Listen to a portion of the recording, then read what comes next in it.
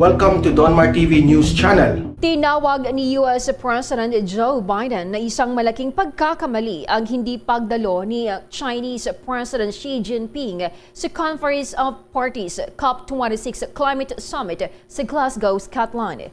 Ito ang sagot ni Biden matapos tinanong sa magiging papel ng China, Russia at Saudi Arabia sa 2 araw ng summit. Tinanong din ang Pangulo kung kinukundina nito ang kawalan ng kanilang pakikilahok. Binatikos din ito ang pananatiling walang imik at walang pakialam ni Russian President Vladimir Putin sa nasusunog na kagubatan ng Russia. Pakinggan natin si U.S. President Joe Biden. Because we want to be able to breathe and we want to be able to lead the world. Look, I mean it sincerely. I think, presumptuous of me to say, talk for another leader. But the fact that China, trying to assert, understandably, a new role in the world as a world leader, not showing up? Come on.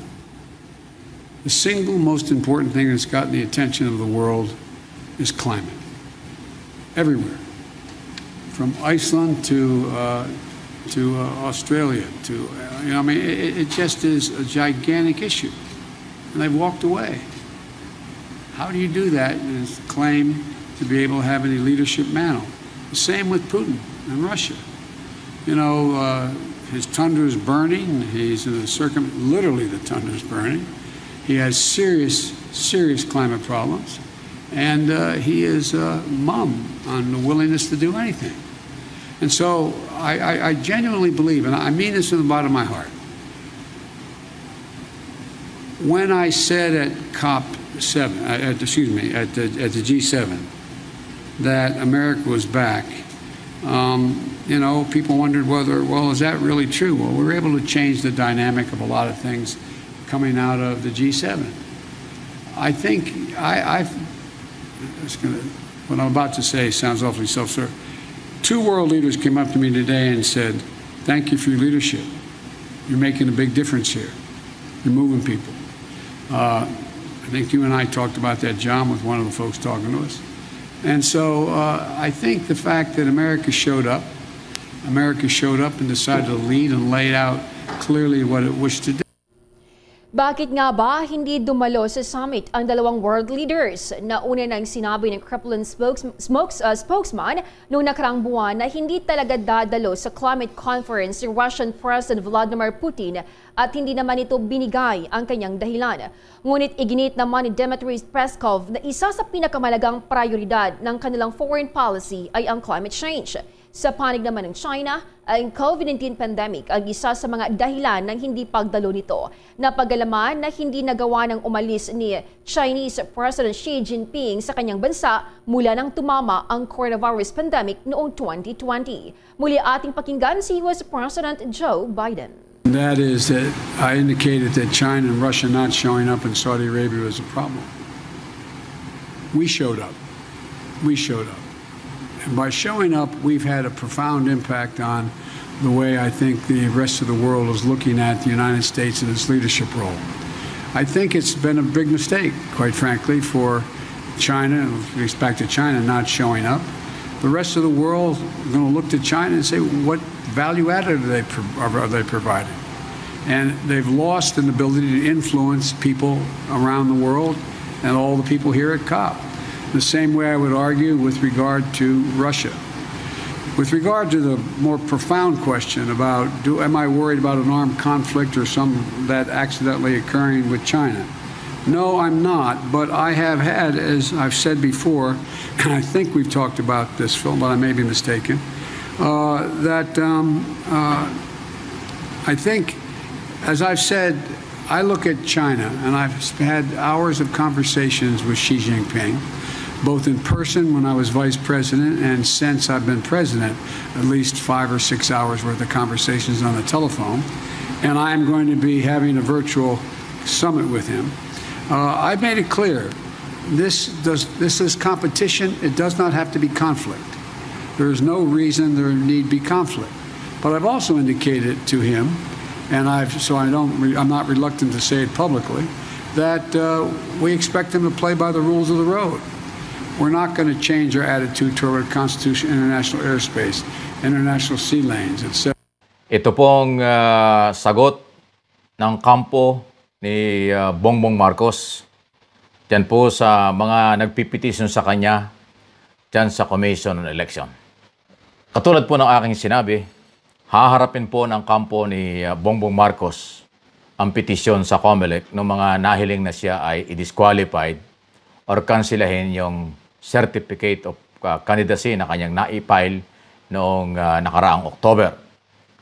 At kung ano man daw po yung mga allegation na yan, ay kanyang sasagutin sa tamang proseso, tamang oras sa magitan ng kanyang mga abogado. At itinuturing po ni Mr. Marcos na ito ay big challenge sa kanya at sa kanyang kampo na harapin ang ganitong mga pagsubok. Naniniwala siya na kaya may mga ganitong petisyon dahil sinasabi niyang siya at nakikita naman na lagi siyang nauuna sa anumang klaseng survey. Survey sa kalye, lehitimo mga survey ng mga company, Luzon, Visayas, Mindanao ay siya po yung nauuna. Kaya inaasahan daw nila na may mga ganitong hakbangin para siguro niya subukan ang kanyang mga followers at siya mismo kung aatras dito. Madiin pong sinasabi ni Mr. Marcos na hindi siya magwi-withdraw dahil lang dito sa petisyong ito at kanyang ilalaban sa legal na pamaraan at pagsagot sa COMELEC ang aligasyon tungkol sa kanyang dahilan kung bakit siya gustong i-disqualified. Ganun pa man, ay sabi naman po ng Commission on Election, nasa kanila yan at kanilang haharapin, titingnan ang mga ganitong mga petisyon ng grupo po ng mga human rights group, tama? At saka maaaring may kulay politika daw po o nasa likod ng mga politiko na nagre-reklamo nito. Ganun pa man, sa ngayon po ay sinasabi ng COMELEC na wala pang desisyon at wala pa rin pong napapag-usapan ng COMELEC tungkol ho dito sa isyong ito na disqualification pinag-uusapan. Ang maganda rito para po dun sa mga Marcos supporters, Marcos loyalists dito at sa abroad, mataas yung moral ng kampo ni Marcos na kailang harapin ito at tuloy ang kanilang laban sa pampanguluhan para ho sa Mayo ng 2022. Ang sinasabi po ni Mr. Marcos, ang ganitong mga pagsubok sa kanila ay inaasahan nila. Katunayan, sinasabi nga niya na marami naman pong mga batikos at pagpuna sa kanilang pamilya nung araw pa at kanila anyang nalalampasan ito. At kung may mga kaso, dinadala sa korte, nahaharap nila. Pero dahil nga dito sa eleksyon, sa panahong ito, or pinag-usapan ng eleksyon, kaya dinadala daw sa COMELEC ang issue para siya ay ma-disqualified. Ang kanya sinasabi ay nakahanda silang harapin at ipaliwanag ang lahat kung ano man po yung mga allegation. So, parte lang nga ito na siguro yung mga nangyayaring pampolitika. Asahan natin, tulad ng sinabi ko, noong mga nakarang araw na marami pang mangyayari. Marami pa hong pwedeng yung sinasabi nating silipan or bantayan ng magkabilang panig kasi 7 o higit pa yung malalaking personalidad ng magkakalaban sa mampanguluhan. Kaya asahan natin na hindi lang yung kandidato ang nagtatalo-talo, pati yung mga supporters, mga abogado at iba pa. Kaya relax lang po kayo. May demokrasya sa ating bansa, may batas na umiiral. Ang tamang usapin ay yung dalhin sa COMELEC ang issue. May reklamo sila at yun naman po sasagutin ng kabilang kampo. So, gano'n lang po ang maayos na mga proseso. Samantala, pwede po kayong mag-comment, react tungkol dyan, lalo na po yung mga followers, supporters ng mga Marcos. Kung ano ay inyong pananaw dito at welcome po sa akin yan. Nababasa ko po ang lahat ng ito. Pangalawa na topic na gusto kong discuss dito, isong paghahanda naman ng COMELEC. Para ho na-update kayo. Sabi po ng COMELEC, ongoing na ang kanilang pagsilip, pagre-review, evaluation sa lahat ng mga nag-file ng Certificate of Candidacy, national and local position nationwide. Hinihintay lang nga itong November 15 kung saan nandun po yung sinasabi ng batas na hanggang November 15 pwede pang magkaroon ng substitute candidate. Doon sa mga kandidatong nauna nag-file pero papalitan ng mga kapartido, okay pa yan. So after November 15, more or less mga 12 days na lang o 2 linggo na lang natitira, ayan na po.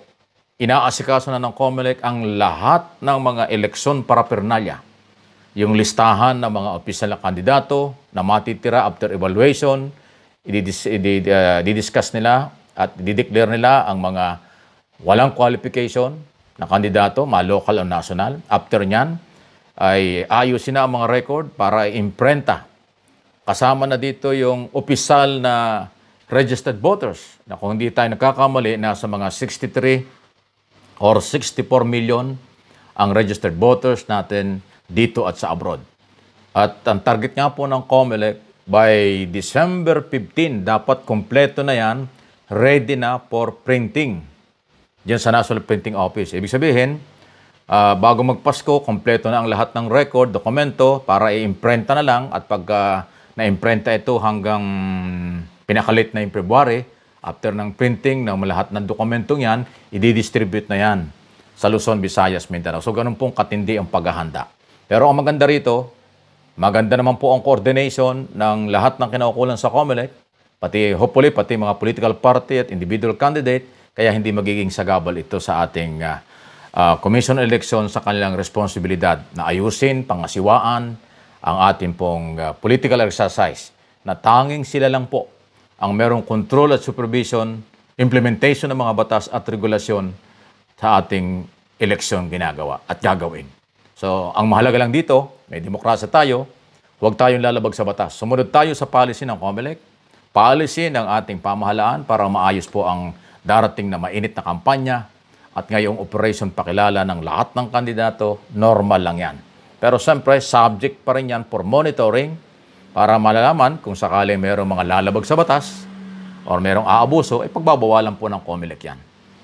Ang COMELEC ay mayroong kakayanan at obligasyon sa ilalim ng batas na disiplinahin ang political party at candidate, local and national, kapag nakikita nilang pasaway o lumalabas sa mga batas na umiiral. Yun po yung power nila. Kaya huwag kayong magagalit sa COMELEC kung ano man ang kailang gagawin. Yan ay para ma-improve ang political exercise at maipakitang magiging pantay-pantay ang treatment sa lahat ng kandidato. Hindi pa pwedeng may makakalamang at mayroong lalamangan. Ganun po talaga ang sistema na ating ding binabantayan. So,